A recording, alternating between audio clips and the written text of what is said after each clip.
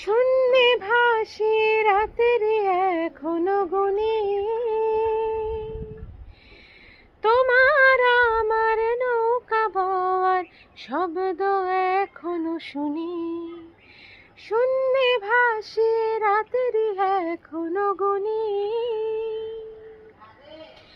তোমার আমার নৌকা বওয়ার শব্দ এখনো শুনি। তাই মুখ লুকিয়ে ঠোঁট ফুলিয়ে বসন্তের এই স্মৃতিচারণ, প্রেমে পড়া বারণ, কারণে অকারণ।